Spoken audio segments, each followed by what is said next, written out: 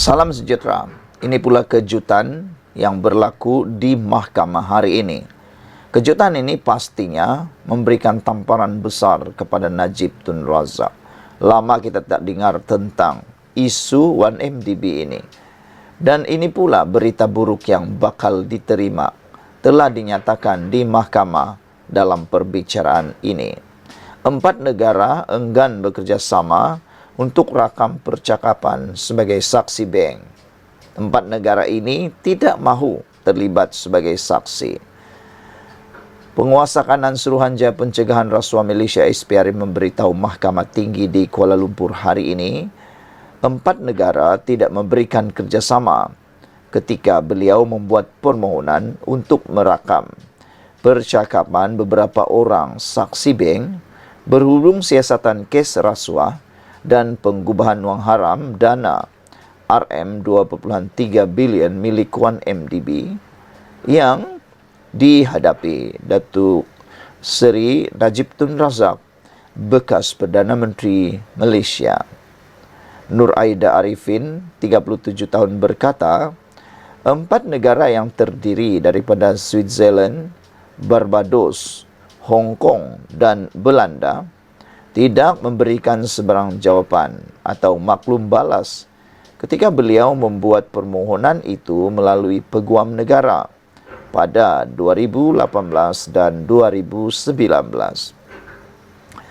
Satu-satunya negara yang memberikan kerjasama adalah hanya Singapura dengan saksi Kelvin Michael Swampilai, saksi pendakwaan ke-44 yang merupakan bekas Ketua Perkhidmatan Pengurusan Dana Bank BSI Singapura, telah memberikan keterangan kepada pasukan siasatan.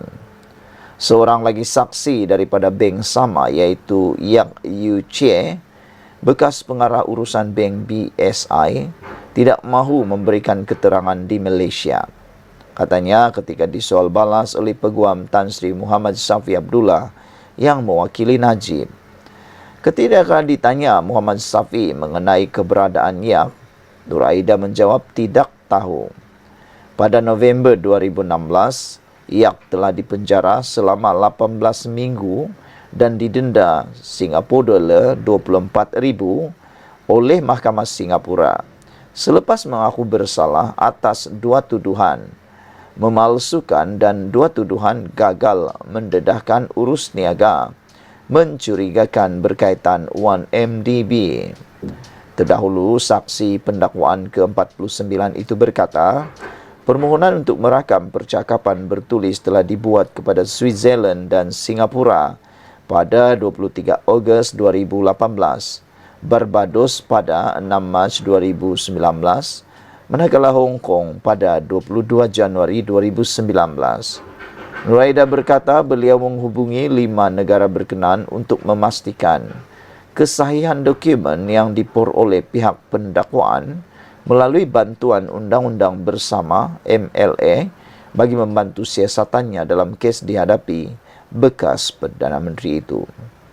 Najib, 70 tahun, berdepan 4 pertuduhan iaitu menggunakan kedudukan beliau untuk memperoleh suapan berjumlah 2.3 bilion ringgit Malaysia dana 1MDB dan 21 pertuduhan pengubahan wang haram membabitkan jumlah yang sama. Berbicaraan di hadapan Hakim Datuk Collins Lawrence Sekera bersambung esok. Black Zebra dalam ruangan komen di Malaysia kini mengatakan, ini menandakan satu dunia tidak percaya akan perundangan Malaysia dan kerajaan Malaysia. Perompak dilepaskan, dipendekkan hukuman penjara dan keadaan macam ini siapa berani mai melabur itu sebab wang pertukaran semakin lemah, kata Black Zebra 5233 di ruangan Malaysia kini. Itu adalah gambaran atau pemikiran beliau. Begitulah saudara, keputusan terkini perbicaraan kes 1MDB oleh Najib Tun Razak di mahkamah hari ini. Mahkamah menyatakan bahawa dinyatakan bahawa 4 negara enggan bekerjasama merakam percakapan saksi bank. Sekian dulu untuk kali ini. Jangan lupa tinggalkan komen Anda, tekan butang subscribe. Kita jumpa lagi. Bye-bye. Selamat pagi. Selepas beberapa jam, Agong bertitah di Dewan Rakyat di Parlimen. Ini pula reaksi daripada Saitro Perikatan Nasional PAS tentang titah Ketua-Duli Yang Maha Mulia yang di-Pertuan Agong ini. Amat mengejutkan kerana mereka melontar komentar yang berbau coverage selepas titah Agong. Apa yang mereka fikir ni? Agong bertitah tidak akan melayan cubaan menggugat kestabilan politik dan bertitah agar menerima kenyataan serta menghormati kerajaan perpaduan yang sudah dibentuk. Titahnya, jika nak bermain politik, tunggulah masa pilihan raya. Dalam kumpulan telegram kelolaan Papagomo, Saitro Perikatan Nasional mula mengecam yang di-Pertuan Agong setelah selesai majlis perasmian Parlimen. Ada ahli grup membuat tuduhan liar, kononnya ucapan yang di-Pertuan Agong dibuat kerana baginda mempunyai kepentingan dan ada yang menyifatkan demokrasi telah mati. Komen lain seolah-olah mengugut Sultan Mahmud pun mangkat dijulang. Lupakan adat istiadat raja sekarang, kata komen-komen tersebut. Ulasan yang berbau kawarij dan boleh menghuru-harakan negara patut diambil tindakan tegas. Setelah negara membuat reformasi sistem demokrasi mewujudkan kestabilan kerajaan dan meluluskan Akta Lompat Parti, Perikatan Nasional PAS masih berfikir cara lama. Pembangkang sepatutnya fahami hadbor politik dan mengajar pengikutnya mentaati asas negara seperti yang terkandung dalam rukun negara.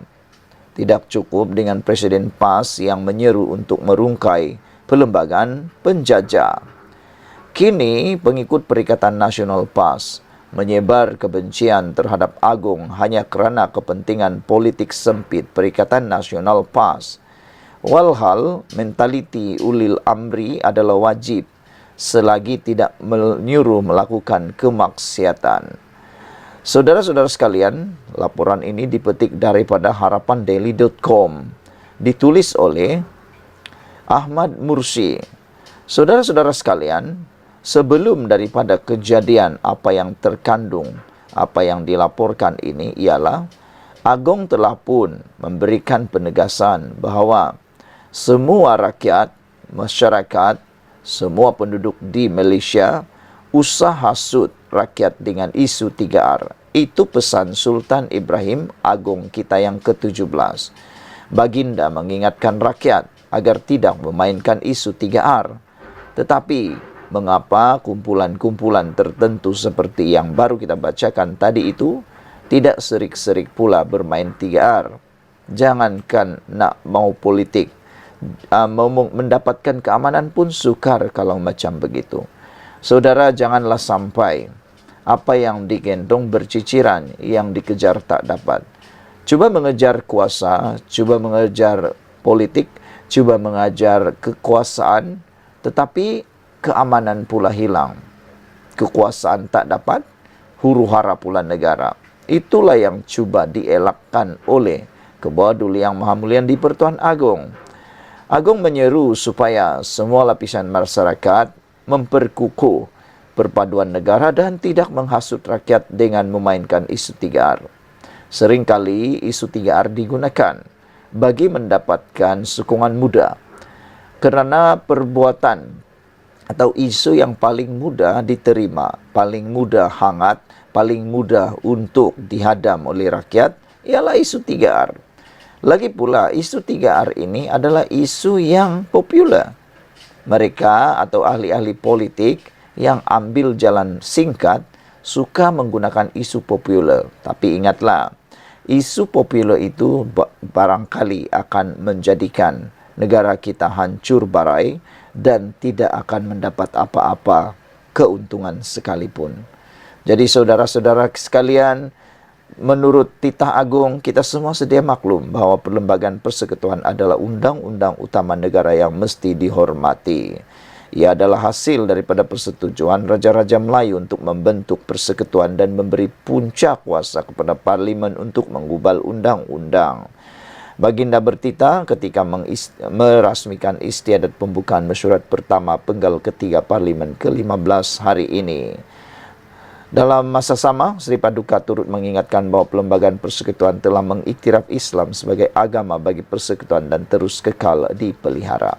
Sekian dulu untuk kali ini. Jangan lupa tinggalkan komen anda, tekan butang subscribe. Kita jumpa lagi. Bye-bye. Salam sejahtera. Ini satu kejutan yang kita tidak pernah jangka akan berlaku.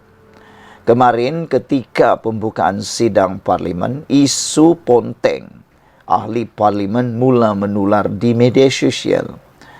Abdul Hadi Awang, Presiden PAS yang dipanggil orang paling disukai PAS ini, akhirnya gagal hadir ke parlimen untuk pembukaan itu.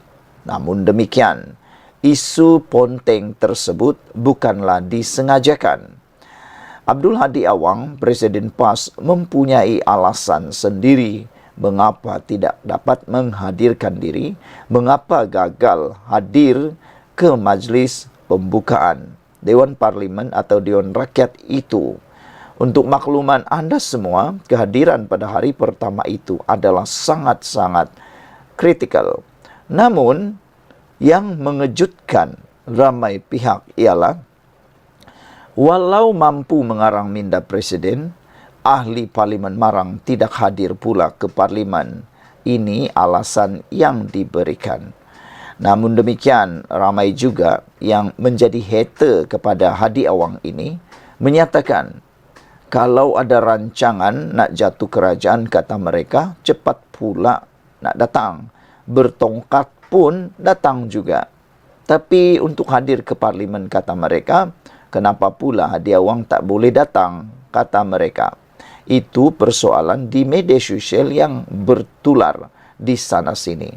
Sehingga yang menjadi perdebatan hangat, bahkan sehingga membawa pertikaman lidah, pertikaman keyboard warrior, menyatakan atau memberikan ulasan kenapa Hadi Awang tak hadir. Kata yang lain, ada pula pempengaruh di TikTok kata, kalau langkah Dubai, kalau langkah-langkah yang lain, langkah nak terbuka tap, sanggup bertongkat datang juga berjumpa dengan Tun Mahathir, walaupun baru saja sehat sedikit, telah pun berjumpa dengan Tun Mahathir. Tapi ke Dewan Rakyat sukar pula, kata mereka. Walaupun siri minda Presiden bertajuk Undang-Undang Dirimba mengatasi Majlis Keselamatan PBB disiarkan hari ini, Tan Sri Abdul Hadi Awang tidak hadir ke Dewan Rakyat. Tiada kelibat ahli Parlimen Marang berkenan semasa istiadat pembukaan mesyuarat pertama penggal ketiga Parlimen ke-15 di Dewan Rakyat pagi kemarin. Namun demikian, setiausaha kepada ahli Parlimen itu, iaitu ahli Parlimen Bacok, Muhammad Syahrir C. Sulaiman, ada alasan kenapa ketidakhadiran tokoh itu berlaku. Beliau yang juga setiausaha politik kepada Abdul Hadi Awang menyatakan bahawa keadaan kesihatan Abdul Hadi Awang tidak mengizinkan dan masih dalam tempoh pemulihan.